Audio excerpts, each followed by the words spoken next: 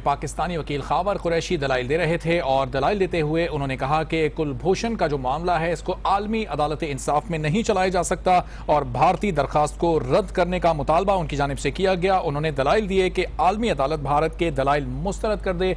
इस वक्त आज न्यूज़ इस्लामाबाद के ब्यूरो चीफ शौकत पराचा हमारे साथ लाइन पर मौजूद हैं, उनसे मजीद जानते हैं। शौकत साहब, आलमी अदालत इंसाफ में तो पाकिस्तानी वकील खावर कुरैशी ने जो दलाइल दिए उन्होंने भरपूर तरीके से मुतालबा किया कि इस केस को रद्द किया जाए, भारतीय दलाइल को रद्द किया जाए और ये केस आलमी अदालत इंसाफ में नहीं चलाया जा सकता। आप क्या समझते हैं, क्या फैसला आ सकता है? देखिए, दोनों तरफ के दलाइल आ गए। बुनियादी चीज जो अब सामने आई है, एक तो आलमी अदालत इंसाफ का दायरा इख्तियार है। पाकिस्तान ने इसको आज चैलेंज कर दिया है और एक प्रेसिडेंट माजी में है।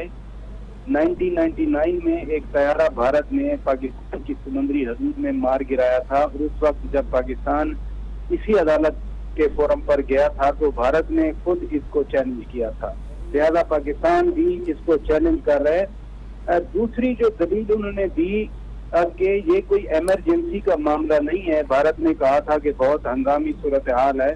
उन्होंने सारे वो फैक्ट एंड फिगर बताए, भारत का अदम ताउन भी बताया कि भारत ने इस सिलसिले में भी जो पाकिस्तान ने जनवरी में है कि भारत ने भी कुलभूषण के बेगुनाह होने के हवाले से कोई सबूत फराहम नहीं किया अपनी इस पूरी प्रेजेंटेशन में जो आज earlier in the day I थी।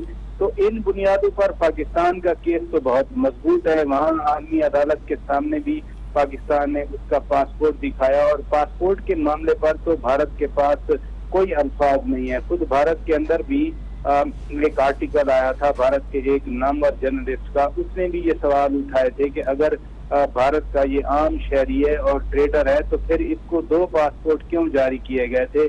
आज आलमी अदालत में भी कुलभूषण यादव का जो दूसरा नाम मुबारक हुसैन पटेल था, उस हवाले से वो पासपोर्ट भी दिखाया गया। पाकिस्तान का केस तो बहुत मजबूत है। आज जिस तरह के दलाइल दिन में मैंने सुने और अभी ये दलाइल सुने, इससे तो पाकिस्तान के मौकफ को तकवीयत मिली है, पाकिस्तान का स्टैंड खुलकर सामने आया है। भारत का डिफेंस का जो एक रवैया था या दलील थी उसमें कोई वजन नहीं आया। लेकिन अदालत है, बहरहाल उसने अपना फैसला देना है, क्या वो स्टे देती है या क्या करती है। फैसला जब आएगा तो फैसले के बारे में तो उस वक्त की बात की जा सकती है। लेकिन पाकिस्तान ने आज अपने दलाइल से कम दुनिया के सामने ये केस रखा है। और जब पाकिस्तान के वकील खावर कुरैशी ये कहते हैं कि दहशतगर्दी अक़वाम मुत्तहिदा के नज़दीक, अक़वाम आलम के नज़दीक सबसे बड़ा जुर्म है और दहशतगर्दों को कैफर किरदार तक पहुँचाना पूरी अक़वाम आलम की जिम्मेदारी है। और पाकिस्तान इस न सिर्फ ये खुद दहशतगर्द था कुलभूषण, बल्कि यहाँ दहशतगर्दी को फ़रोग़ देने के लिए, दहशतगर्दों को सरमाया फराहम करने के लिए और नेटवर्क बनाने के लिए ये काम कर रहा था। तो ये एक खासी बड़ी दलील है। अक़वाम आलम का ज़मीर भी अब हमें देखना होगा, अक़वाम आलम का रवैया भी देखना होगा, हमें जो भी फैसला आएगा। तो शौकत, चंद बड़े अहम नुक्ते खावर कुरैशी ने उठाए हैं। उन्होंने कहा कि भारत अपने दलाइल में गलत बयानी और तजाद से भी काम ले रहा है। कुलभूषण को पाकिस्तान लाकर एतराफ़ कराने का दावा किया गया भारत की तरफ से, वो भी इंतहाई मज़े का खेज़ है। और कुलभूषण की जो सरगर्मियाँ थी उसके भी ठोस शवाहिद पेश किए गए। ये इंतहाई अहम दलाइल इस समात में शामिल हो सकते हैं, चूँकि इसकी बुनियाद पर भी फैसला पाकिस्तान के हक में आ सकता है। देखिए, यही बुनियादी दलाइल है। मैं पासपोर्ट की बात कर रहा था कि एक स्टेट एक वक्त में एक ही पासपोर्ट जारी करती है, एक ही नाम से होता है। एक शहरी के 2 नाम नहीं हो सकते। भारत की रियासत ने उनको 2 पासपोर्ट जारी किए, 2 मुख्तलिफ नामों से। दुनिया के कवानीन में जो इमिग्रेशन के कवानीन है, जो रजिस्ट्रेशन के असूल में जो पासपोर्ट जारी करने के इंटरनेशनल कन्वेंशन है, उनके मुताबिक एक शहरी को एक ही नाम होता है, एक शहरी का। एक शहरी के 2 नाम नहीं हो सकते। दूसरी बात, जो इसको अगवा करके ईरान से पाकिस्तान लाया गया, इसका कोई एविडेंस, कोई सबूत भारत के पास नहीं है और ना ही तो आलमी अदालत के सामने रख सका है। तीसरी बड़ी बात जो अभी पाकिस्तान के वकील भी कर रहे थे, वो बुनियाद सारी दुनिया कहती है कि हम दहशतगर्दी के खिलाफ लड़ रहे हैं, पूरी दुनिया में दहशतगर्दी ने मुसीबत डाली हुई है। और एक ऐसा आदमी, एक ऐसा जो अफसर था जो दहशतगर्दी के लिए आया हुआ था, अगर उसके मामले में दुनिया और आलमी अदालत बड़ा इंसाफ में नरमी बरतेगी तो ये बला से खुद आलमी अदालत के लिए एक बहुत बड़ा उसकी क्रेडिबिलिटी के लिए सवालिया निशान होगा। इसलिए केस पाकिस्तान का पहले तो पाकिस्तान के अंदर हम सुन रहे थे, और आर्मी फोरम पर भी ये केस बड़ा मजबूत केस के तौर पर सामने आया है। लेकिन मैं फिर कहूँगा, अक़वाम आलम ने ये सोचना है, दायरा अक़वाम मुत्तहिदा का एक इदारा है, अक़वाम मुत्तहिदा में सलामती कौंसिल की तस्वीर पर भी करारदादें पड़ी हुई हैं, और दोगलापन जो बड़ी ताकतों का होता है, जब स्वतंत्र स्टेट केसेस पाते हैं, और वो भी हमें ध्यान में रखना चाहिए। जहाँ तक पाकिस्तान के अरबी लिस्ट का सवाल है, पाकिस्तान के पास एविडेंस का सवाल है, वो पाकिस्तान ने भरपूर तौर पर आज आर्मी अदालत बराए इंसाफ के सामने रख दी। तो शौकत, जिस तरह से भारत ने दलाइल दिए हैं, पाकिस्तान का इमेज पूरी दुनिया में ख़राब करने की कोशिश की गई है, जो तजादात सामने आ रहे हैं, जो कमियां भारत के केस में मौजूद थीं, इन तमाम चीज़ों को सामने रखते हुए क्या ये केस उल्टा भारत के खिलाफ नहीं बनता? इस केस का फैसला आने के बाद पाकिस्तान उल्टा भारत के खिलाफ केस करे? देखिए, पाकिस्तान जो है तो भारत के खिलाफ। ठीक है शौकत, हमारे साथ ही लाइन पर मौजूद रहेगा। बैरिस्टर फ़ारूक नसीम भी इस वक्त हमारे साथ मौजूद हैं, उनसे कुछ बात कर लेते हैं। फ़ारूक नसीम साहब, यकीनन आपने दलाइल तो खावर कुरैशी साहब के देखे होंगे, जो पाकिस्तानी वकील हैं। उन्होंने ये कहा अपने दलाइल में कि भारत अपने दलाइल में गलत बयानी और तजाद से काम ले रहा है, आलमी अदालत में तो ये केस चल ही नहीं सकता। कानूनी तौर पर अब आप इस केस को किस तरफ जाता हुआ देख रहे हैं? देखिए, ये कभी कभार ICJ में जो केसेस हैं वो लॉबिंग पर भी डिसाइड कर दिए जाते हैं, जो कि नहीं होना चाहिए। मैं ये उम्मीद करता हूँ कि देखिए, जो पुराने ज़माने में ये 10 अगस्त 99 का वाक़या है कि पाकिस्तान की जो जहाज़ था उसको रान ऑफ कच्छ में गिरा दिया था इंडियंस ने, कितने लोग शहीद हो गए थे। ICJ में जब ये मामला पाकिस्तान लेके गया तो उन्होंने कहा कि नहीं जी, आप लोग कॉमनवेल्थ कंट्रीज हैं, हमारा जुरिस्डिक्शन नहीं है। तो इसका इतलाफ तो अभी भी होता है। उसके साथ साथ जो 21 मई 2008 का एग्रीमेंट है पाकिस्तान में और इंडिया के दरमियान, उस एग्रीमेंट में ये क्लॉज नंबर 6 है जो कि कहता है कि सिक्योरिटी इश्यूज होंगे तो दोनों फरीक जो हैं उसको मेरिट पे एग्जामिन करेंगे अपनी तरफ। तो हमने एग्जामिन किया मेरिट पे और हमने डिसाइड किया कि काउंसलर एक्सेस नहीं देना। तो जो वियना कन्वेंशन है वो एप्लीकेबल नहीं है, वो एप्लीकेबल है एस्पियोनाज पे या डिप्लोमेसी पे। ये ना एस्पियोनाज है या डिप्लोमेसी है, ये शेयर टेररिज्म है। ये जो यादव है, जो कुलभूषण है, प्योर टेररिज्म का केस है ये। तो फ़ारूक नसीम साहब, पाकिस्तान ने आलमी अदालत में उसके दायरे इख्तियार को ही चैलेंज किया। आप समझते हैं कि ये एक मौसर नुक्ता साबित हो सकता है? जी, बहुत मौसर साबित हो सकता है, लेकिन मैं आपको बताऊं,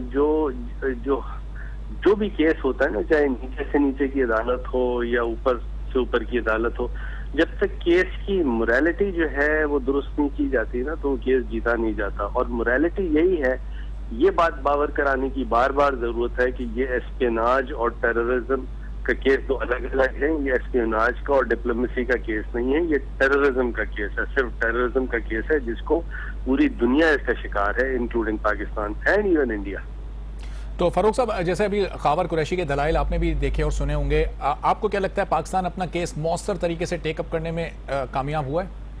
जी, बड़े अच्छे दलाइल किए हैं, लेकिन मैं ये जरूर समझता हूँ कि जो टेररिज्म की बात थी वो उतनी मौसर अंदाज में नहीं की गई जितनी करनी चाहिए थी, और इससे बात करनी चाहिए थी। टेक्निकल प्लीज और ये तमाम प्लीज जो इस वक्त, देखिए इस वक्त कच्चे स्टेज है, एड इंटरम स्टेज जिसको कहते हैं। एड इंटरम स्टेज पे इतनी ज्यादा टेक्निकलिटी पे जब आदमी जाता है तो इसका मतलब ये है कि उसका जो मेरिट है केस की या उसकी जो मोरालिटी है वो उतनी उस तरह नहीं है। तो मोरालिटी साबित करना चाहिए था, वो वीडियो पेश करनी चाहिए थी, सीडीज पेश करनी चाहिए थी जिसमें हजारा कम्युनिटी, कितने लोगों को मार दिया इस आदमी ने, वकला को कितने को शहीद कर दिया। और वकला की तो आप देखिए, ये बात की जाती तो ये ICJ बड़ी सिंपैथेटिक होती है वकला की जब किलिंग्स देखती है। तो फारूक साहब, ये तमाम चीज़ें जो कि पेश नहीं की जा सकती, क्या अब आगे ये तमाम चीज़ें पेश करने का मौका मिलेगा या पाकिस्तान ने एक मौका इसमें गंवा दिया? मिलेगा, नहीं वो गंवा नहीं दिया, ये मिलेगा बिल्कुल, क्योंकि इस वक्त तो ये एड इंटरम है, अर्जेंसी की एप्लीकेशन हम उन्होंने ग्रांट कर दी, नहीं की, एड इंटरम यानी कच्चा स्टे वो दे या ना दे, इस किस्म की बात है। तो इसके आगे मौके मिलेंगे, लेकिन अल्लाह ना करे कोई स्टे ऑर्डर चढ़ जाए, क्योंकि देखिए अभी तो उसको अपीलें एग्जॉस्ट कर रही हैं। उनकी जो भी खातून मिनिस्टर है वो कह चुकी हैं कि हम तो सुप्रीम कोर्ट ऑफ पाकिस्तान तक एग्जॉस्ट करेंगे। तो करे ना पहले, वो ICJ पहले क्यों चले गए? तो फारूक साहब, ये जो दायरे इख्तियार को चैलेंज करने की बात पाकिस्तान की तरफ से की गई है, ये कितनी टेक्निकल है? चूंकि खावर कुरैशी की जानिब से तो वाज़ेह तौर पर ये कहा गया कि आलमी अदालत इंसाफ में ये केस चल ही नहीं सकता। वो कौन सी बुनियाद है जिसकी बुनियाद पर नहीं चल सकता? मैं गुजारिश करूं कि ये उनका थीसिस है, जरूर है, मैं उसको रिस्पेक्ट करता हूं, लेकिन जब तक टेररिज्म की बात नहीं की जाएगी तो हमें सक्सेस नहीं मिलेगी।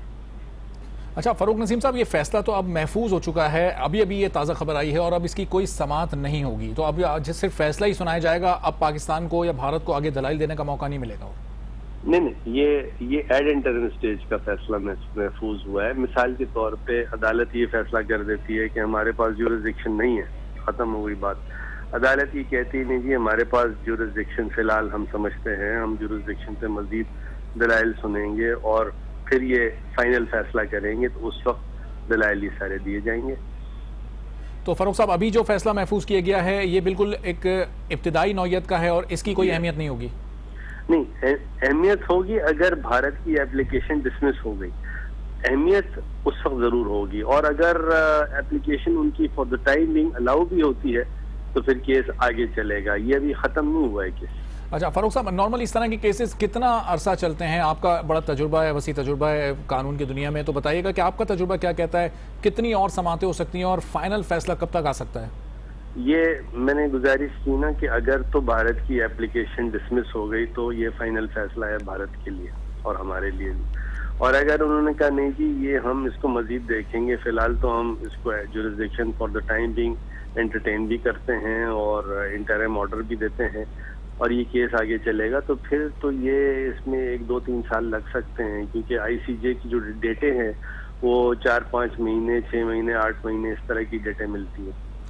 तो फारूक साहब, अगर अगली समाअत तक ये मामला जाता है, अगली समाअत होती है, तो फिर पाकिस्तान को क्या और मजीद तैयारी की जरूरत होगी? चूंकि आज जो दलाइल दिए गए उसमें आपने 2-3 जो नुक्ते उठाए उनकी कमी देखी गई है। भरपूर तैयारी करनी पड़ेगी, क्योंकि देखिए अभी तो सिर्फ जो एम्फेसिस था कुरैशी साहब का, मेरे ख्याल में सही था, वो ये था कि जी आपके पास तो ज्यूरिसडिक्शन ही नहीं है, तो लिहाजा इस केस को आप डिसमिस कर रहे हैं। लेकिन हैविंग सेड दैट, अगर तो ये जरा सा भी jurisdiction even for the time नहीं होता है तो केस चलेगा भी, पाकिस्तान को मौका भी मिलेगा और पाकिस्तान को भरपूर ये तमाम एविडेंसेस देने की जरूरत है, जो मैं थोड़ा सा हाईलाइट भी कर चुका हूँ आपको।